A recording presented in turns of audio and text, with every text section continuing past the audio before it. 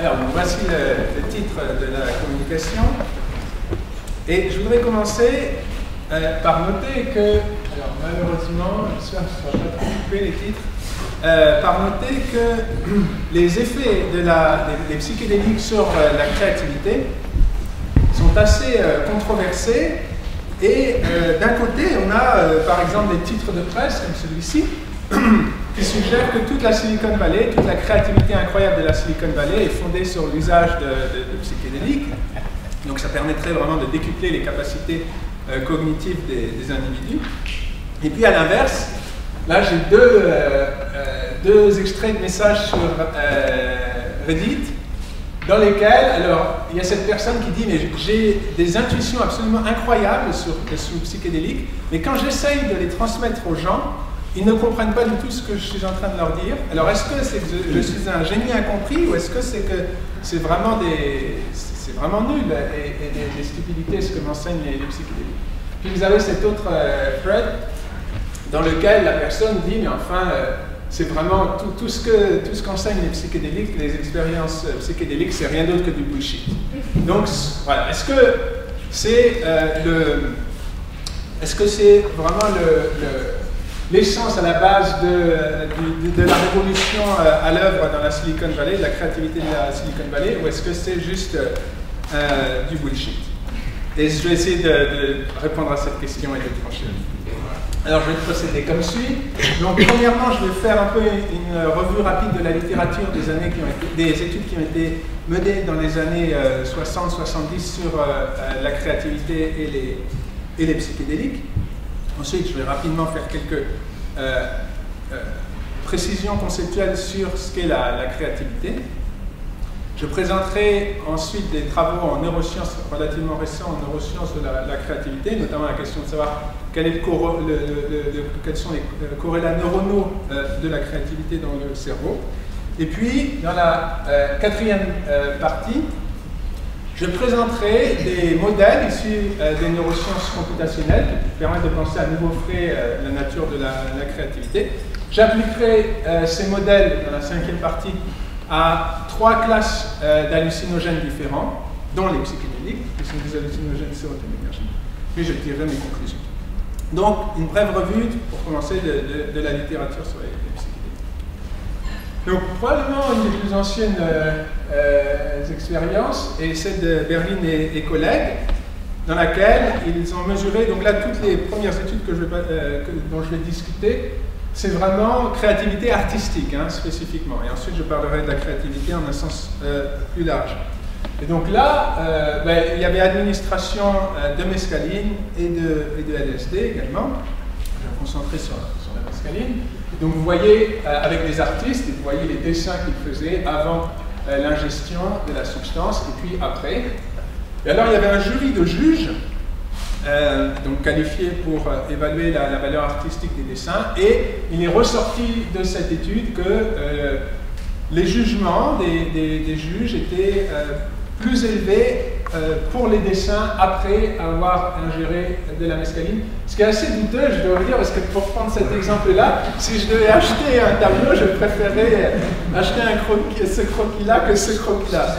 Et vous? Oui. C'est après ou pendant, parce qu'il est marqué pendant? Oui, non, pardon, oui, non, pendant, oui. Enfin, après avoir ingéré, c'est-à-dire, mais durant l'expérience. Hein. Oui, pardon.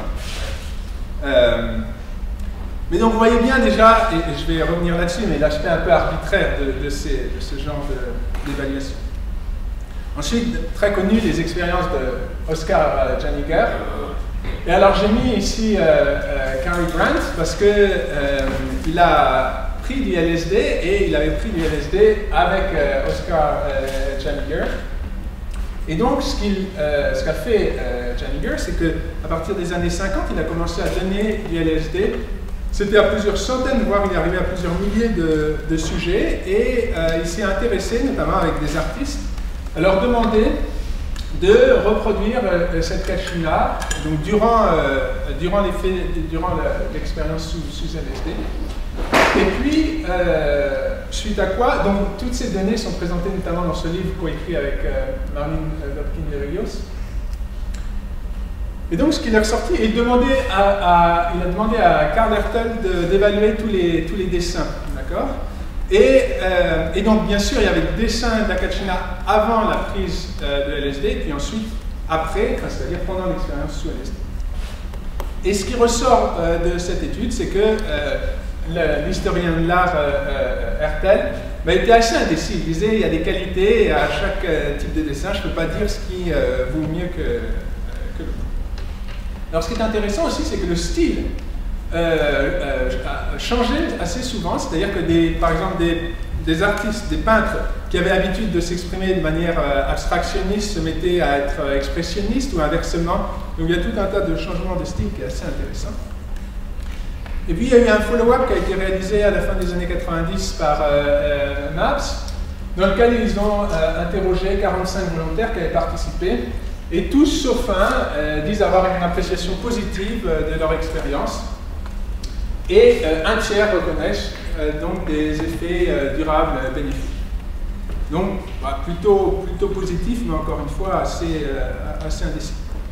Vous avez ensuite cette étude toujours sur la créativité artistique, mais là c'est l'appréciation artistique, où avait été donné du LSD à des sujets avec différentes doses.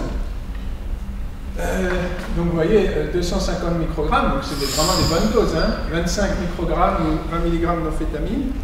Et pour ceux qui avaient pris donc, les 200 microgrammes de LSD, 25 des participants disent avoir une créativité qui se trouve rehaussée. Mais ce qui est très intéressant, c'est que, donc ça c'est une évaluation subjective, c'est des gens qui jugent si leur créativité a été augmentée ou pas. Mais quand on leur fait passer des tests de créativité, il n'y a pas d'augmentation constatée. Et je vais revenir là-dessus sur cet écart de l'évaluation subjective, l'auto-évaluation, et une évaluation objective par des tests de créativité. Alors maintenant, je passe à la créativité en un sens plus large, professionnelle et quotidienne. Et donc, assez brièvement, il y a cette étude qui avait été menée en République tchèque. C'était avec des gens qui avaient pris de la DMT, avec Sarah. Et donc, il y a 38 volontaires qui disaient, mais c'est très anecdotique, hein, tout ça, il n'y a pas eu d'administration de tests de créativité, qui disaient avoir leur créativité dans leur vie professionnelle qui avait été augmentée, ils arrivaient à résoudre des problèmes mieux. Vous avez cette étude qui n'a pas trouvé, donc là il y a eu des tests expérimentaux, mais il n'y a pas eu d'augmentation de la créativité avérée. Et puis il y a les études fameuses de Feidiman et Harman, qui prétendent que donc on a dit à des ingénieurs, des personnes qui vraiment devaient résoudre des problèmes pratiques, professionnels, qu'en leur administrant de la mescaline, ils parviendraient à résoudre ces problèmes de manière plus aisée. Donc ils étaient vraiment primés, amorcés pour penser cela. Et en gros, il y a une tendance à une augmentation de la créativité constatée. Mais encore une fois, ce qui est intéressant, c'est que l'auto-évaluation est bien supérieure aux résultats qu'on a sur les tests de créativité fictive, sachant que dans l'étude initiale, il rapporte l'augmentation sur 3 tests de créativité, et en fait, Bagot, dans un article récent, a montré qu'il y a eu des problèmes dans l'analyse des données, et ça, c'est un autre problème de toutes ces études, c'est le manque de rigueur. Mais enfin, vous voyez qu'il y a un écart entre auto-évaluation et évaluation objective. Donc, bilan provisoire, l'augmentation de la créativité est vraiment loin d'être évidente à travers toutes ces études. Vraiment, ça, parfois même c'est des constats négatifs, parfois il y a des constats positifs, mais qui sont beaucoup moindres quand on regarde vraiment l'augmentation objective plutôt que subjective. Et puis il y a le problème du peu de fiabilité de toutes ces études, notamment parce que la taille des échantillons n'est pas toujours suffisamment grande. Il n'y a pas toujours le contrôle de placebo et pas d'usage du double aveugle.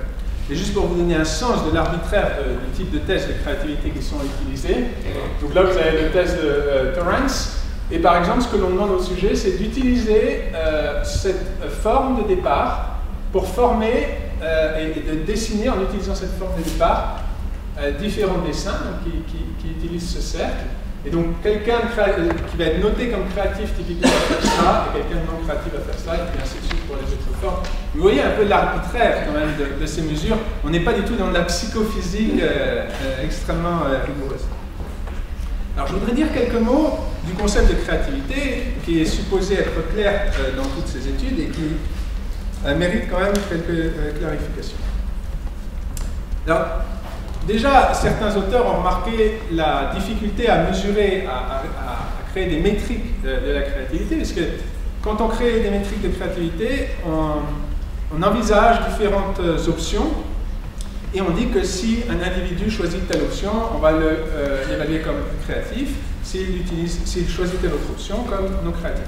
Et certains auteurs ont remarqué que si les options sont, si les options sont claires dès le départ et établies dès le départ, alors on n'évalue pas vraiment la créativité, parce que tout est, tout est déterminé.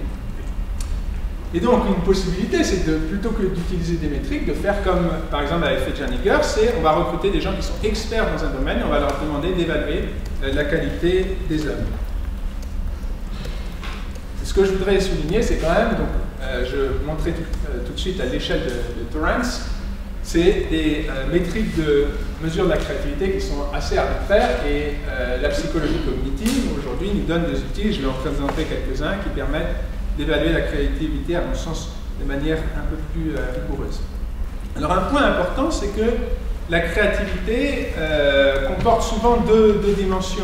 Alors on connaît deux dimensions de la créativité en psychologie, et donc ça rejoint la distinction qu'avait faite Guilford entre la pensée divergente et la pensée convergente. Donc la pensée divergente, c'est face à un problème, est-ce que vous allez avoir l'idée de tout un tas de solutions possibles?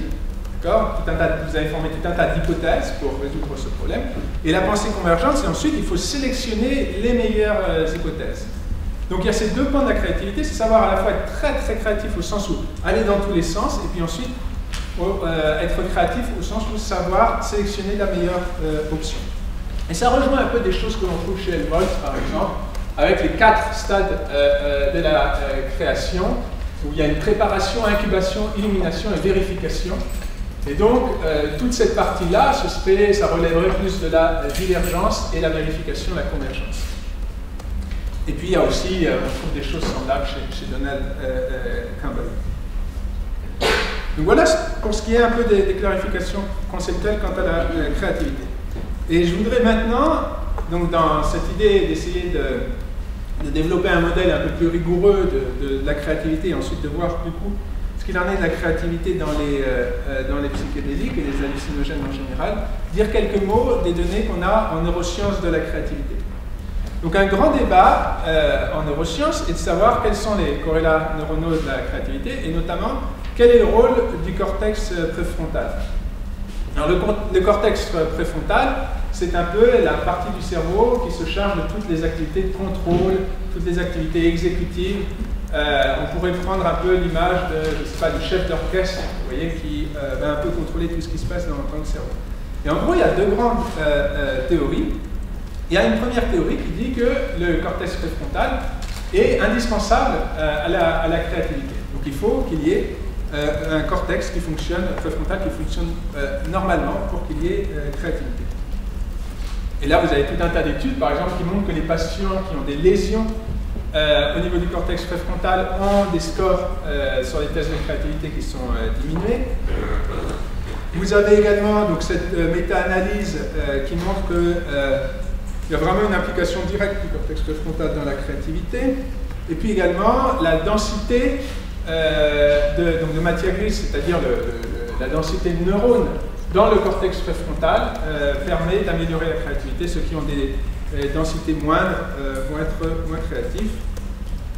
Et puis enfin, vous avez également l'idée selon laquelle, donc développée par Hellman et collègues, le cortex préfrontal peut permettre d'inhiber la libération de norépinéphrine. Et la norépinéphrine, donc c'est ce qui vous excite, ce qui vous tourne vers l'extérieur et qui vous détourne en quelque sorte de l'intérieur.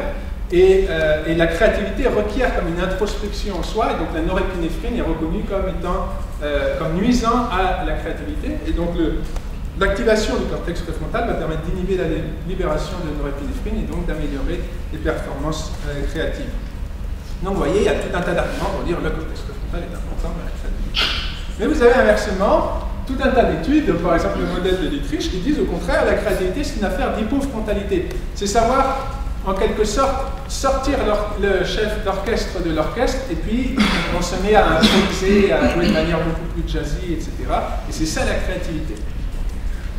Et donc là, vous avez par exemple des études avec la stimulation magnétique transcrânienne, où on va en quelque sorte inhiber pour quelques instants le cortex préfrontal chez des individus normaux, et ensuite on va voir si leur pensée divergente est augmentée ou diminuée. Il se trouve qu'en inhibant le cortex préfrontal, les gens ont de meilleurs scores sur l'indice de pensée divergente.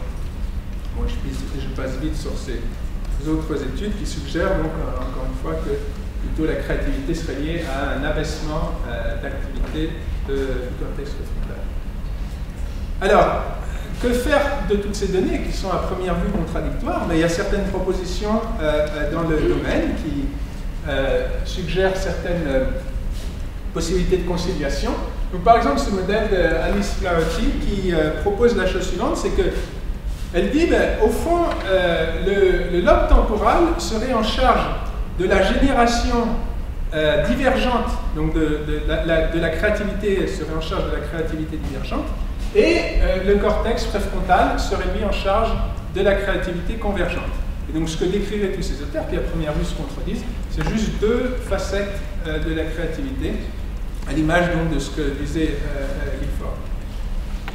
Une autre, et qui va dans le même sens, une autre série de travaux, c'est ceux de Jonathan Schooler et Claire Zedelius, qui se sont intéressés à la méditation et au vagabondage de la pensée et à la créativité. Et donc là, dans ce domaine, vous avez aussi des données assez contradictoires qui montrent, certaines disent la méditation et donc l'absence de vagabondage de l'esprit est favorable à la créativité, et d'autres qui suggèrent l'inverse. Et ce qu'ont montré Claire Zedelius et Jonathan Schooler, c'est qu'en fait, il y a deux types de créativité, et ils parlent de créativité analytique et de créativité intuitive. Et en fait, si vous êtes un grand méditant et que votre pensée vagabonde moins, vous allez avoir davantage de créativité analytique, et inversement, si vous vagabondez beaucoup dans votre pensée, vous allez avoir davantage de créativité intuitive. Donc, on voit un peu un modèle bidimensionnel comme ça de la créativité émerger à partir de ces travaux neuroscientifiques. Je voudrais maintenant présenter des modèles neurocomputationnels qui pourraient expliquer un peu les mécanismes de la créativité.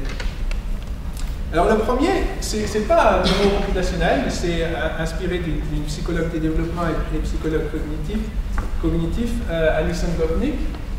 Donc notamment dans ces deux articles, elle a réalisé, donc voilà, en gros l'expérience qui est faite, c'est que, et c'est avec des enfants et des adultes, c'est qu'on montre aux individus une boîte, d'accord, qui peut s'activer quand on pose certains objets dessus.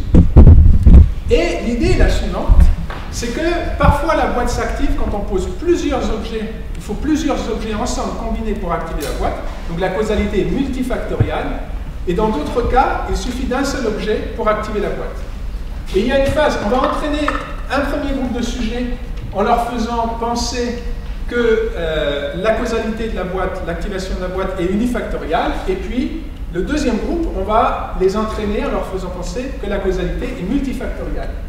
Et ensuite, il y a une série de tests où on regarde, on leur demande des stimuli ambigus qui peuvent être interprétés soit de manière unifactorielle, soit de manière multifactorielle, et on regarde quelle interprétation ils préfèrent.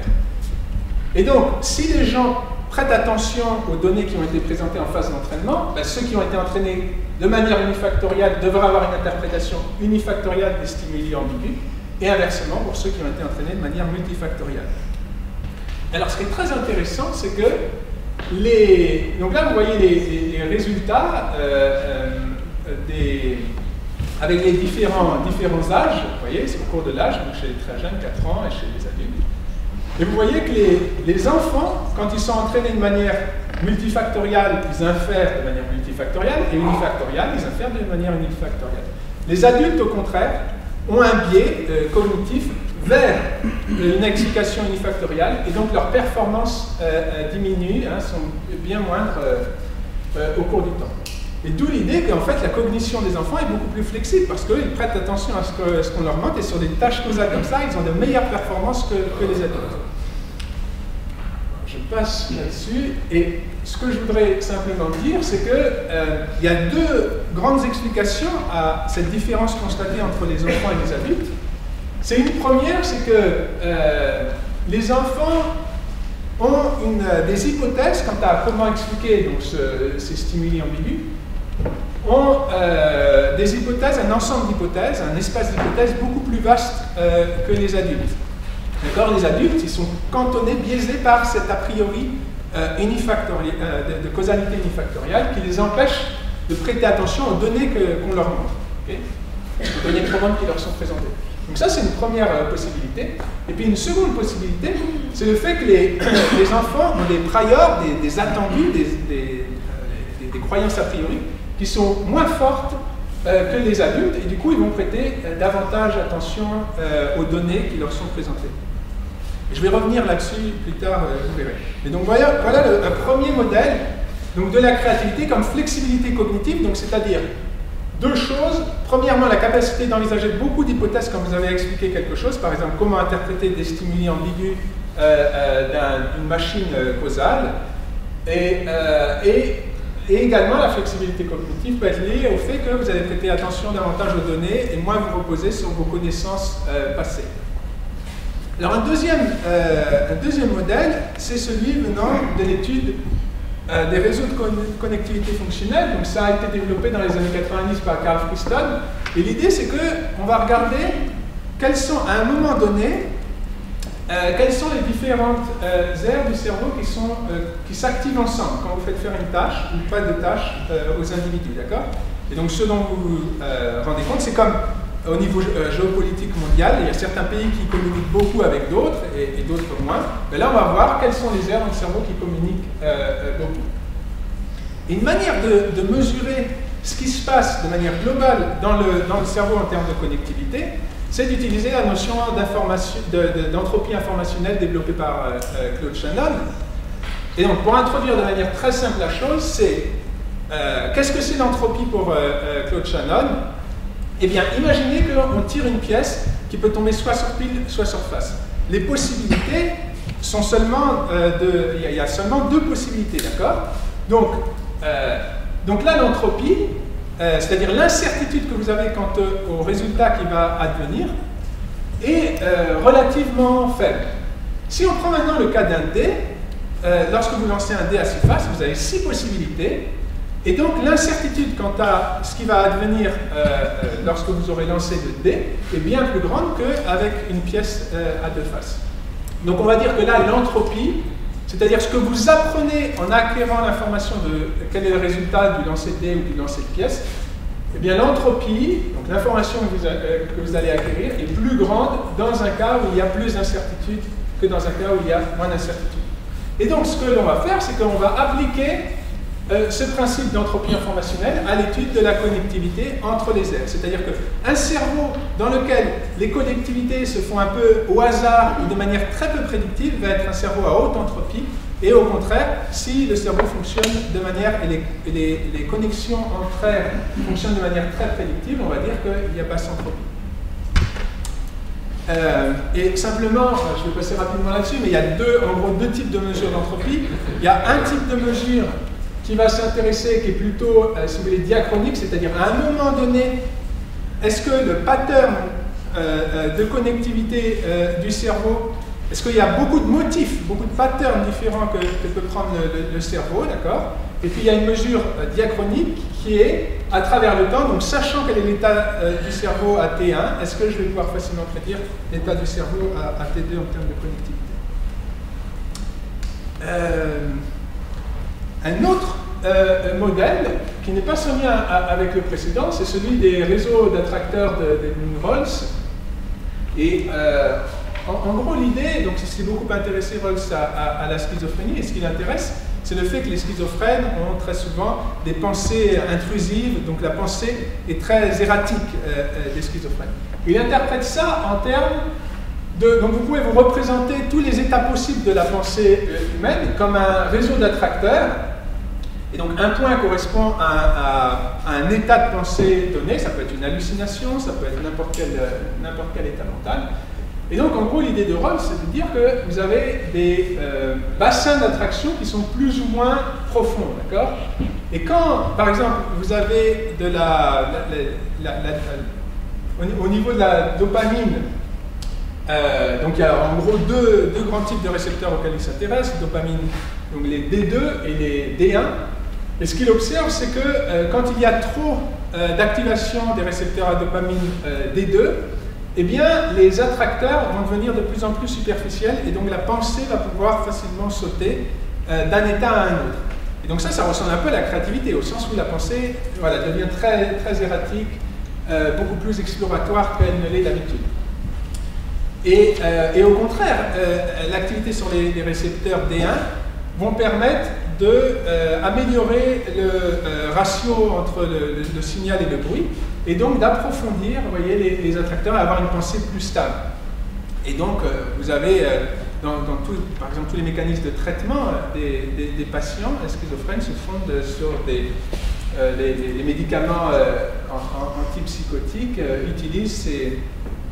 utilisent cette dualité entre les récepteurs D1 et D2, et le but étant de stabiliser la pensée des patients. Bon, alors, malheureusement, il faut que je termine dans 4 minutes.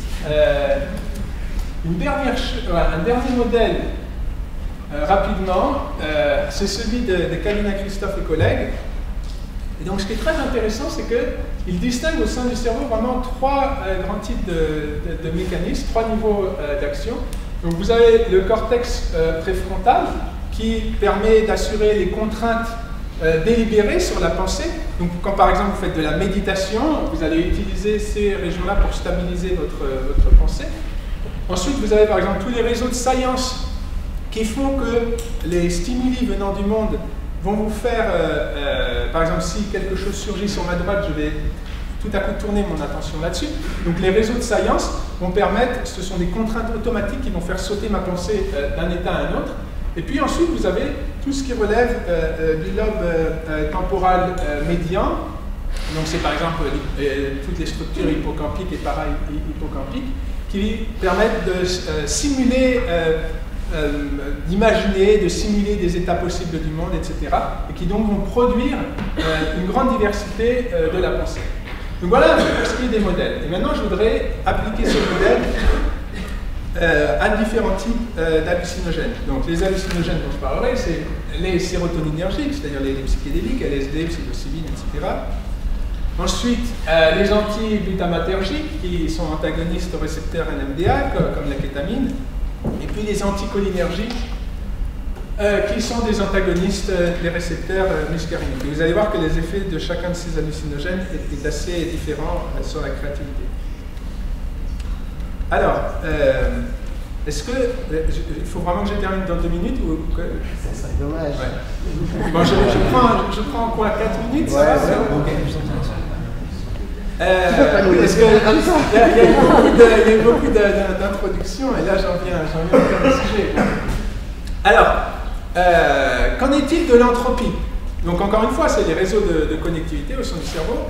Est-ce qu'il y a beaucoup plus d'incertitudes? Est-ce que donc les motifs de connectivité au sein du cerveau sous hallucinogènes sont plus incertaines ou au contraire plus prédictives?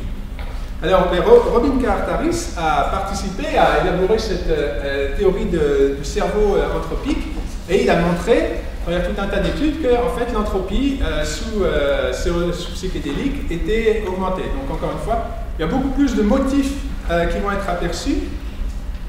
Et vous avez aussi ce papier, donc Robin Carhart-Harris et Enzo Tagliazucci, dans lequel ils ont pris certaines aires du cerveau et regardé les différents motifs de connectivité qui pouvaient exister entre ces différentes aires. Et comme vous pouvez le voir, les motifs avant la psilocybine et après, et également les motifs propres à l'état sous psilocybine sont beaucoup plus grands.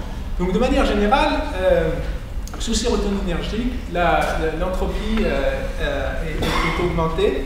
Et donc vous avez comme ça l'exploration de beaucoup plus de possibilités de motifs de connexion au sein du cerveau.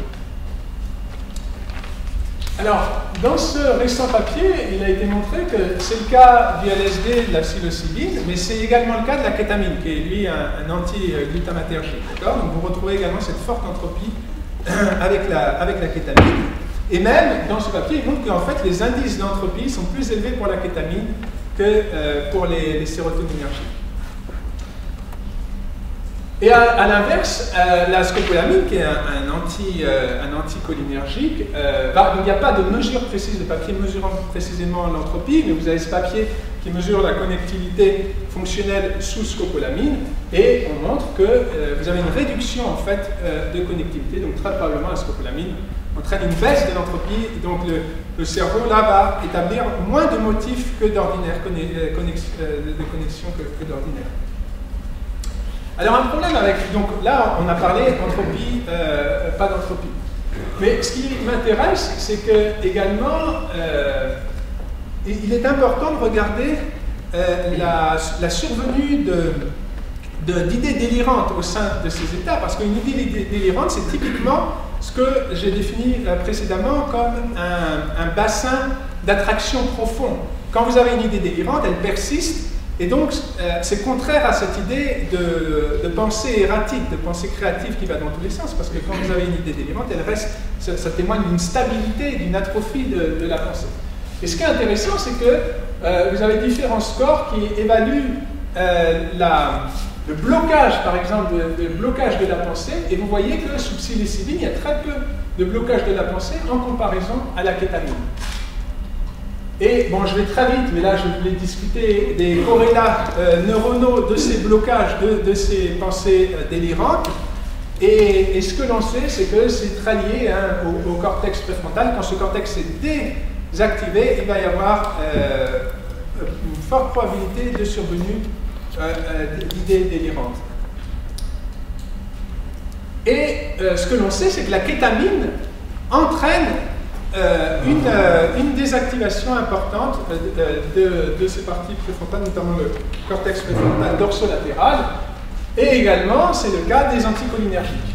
Donc tout cela, ça nous conduit à un modèle bidimensionnel de la créativité dans lequel on a d'un côté, est-ce qu'il y a haute entropie, basse entropie, et de l'autre, est-ce qu'il y a des bassins profonds singuliers, c'est-à-dire ces idées délirantes qui vont surgir et qui vont rendre la pensée moins erratique, moins anthropique, et qui vont la stabiliser en certains points. Et ce qui est intéressant, c'est que vous voyez que les sérotoninergiques, comme le LSD, ils ont une haute entropie et il y a peu de pensées délirantes. Donc ça témoigne vraiment, ce serait plus du côté sur les deux dimensions fortes de créativité. Les antiglutamatergiques comme la kétamine, certes il y a haute entropie, mais en même temps il y a survenu, et peut-être parce que l'entropie est encore plus forte que sous sérotoninergique, mais il y a advenu de pensées délirantes qui témoignent d'une certaine atrophie parfois de la pensée.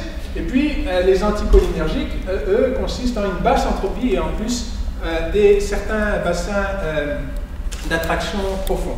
Donc, vous voyez, un premier modèle bidimensionnel de la créativité. Et puis, un deuxième modèle, inspiré donc du travail de Kalina Christophe.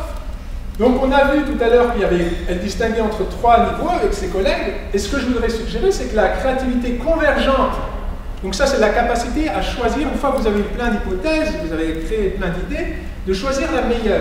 Mais ça va être assuré par tout ce qui est le réseau exécutif et le réseau de contrôle. Puis la créativité divergente, on peut utiliser le modèle de Christophe en disant que le réseau de science va assurer la créativité divergente, ainsi que le lobe temporal médian, qui est donc encore une fois toute la capacité à simuler, à imaginer des scènes, à imaginer des hypothèses. Et donc si vous prenez les trois classes d'hallucinogènes et que vous regardez est-ce que ça améliore ou est-ce que ça détériore, donc chaque fois respectivement le contrôle exécutif qui est en charge de la créativité convergente, la science. Donc la science par exemple on sait sous psychédélique que le filtrage des stimuli sensoriaux est diminué. D'accord? Ouais. Bon, je termine dans une minute. Hein. Donc, il est diminué, et donc la science va se trouver augmentée, vous voyez, sous psychédélique. Et puis, le lobe temporal médian, donc c'est cette capacité à simuler, à imaginer des hypothèses, etc.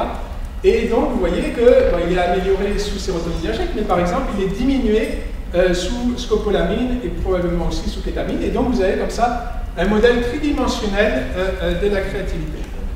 Bon, je passe là-dessus. Et le dernier point, c'est que j'ai souligné que le lobe temporal médian, et notamment les structures hippocampiques et parahippocampiques, sont activées de manière importante sous psychédélique. Et il y a des travaux très intéressants en métacognition qui montrent que la fluence, donc ce qu'on appelle la fluence, c'est l'aisance avec laquelle vous traitez les informations qui vous sont données. Et par exemple, quand vous entendez un même message avec rime ou sans rime, donc par exemple, what alcohol reveals, no, what sobriety conceals, alcohol reveals. What sobriety conceals, alcohol unmasks. J'ai dit exactement la même chose dans les deux cas, mais dans un cas il y a une rime, vous voyez, et du coup le message est plus fluent, c'est plus joli parce qu'il y a une rime, c'est ce qu'utilisent tous les messages publicitaires. Et ce qu'ont montré ces travaux, c'est qu'en fait, la fluence donne l'illusion de vérité. Les gens ont jugé ce qui est fluent, par exemple ce qui rime, de manière plus vraie. Et ce que l'on sait, c'est que la fluence repose notamment sur une forte activation de ces aires parahippocampales. Et donc, mon hypothèse est la suivante, c'est que la raison pour laquelle il y a beaucoup, j'ai montré dans la première partie qu'il y avait souvent cet écart entre l'évaluation subjective de créativité et l'évaluation objective, et en fait, ce serait lié au fait que les psychédéliques favorisent cette fluence, c'est-à-dire que vous avez l'impression de tout comprendre, vous voyez, mais ce n'est pas, c'est en bonne partie illusoire, simplement qu'il y a cette fluence qui est là. Et je garderai le reste, je suis désolé d'avoir dépassé pour la discussion, il y avait quelques conclusions.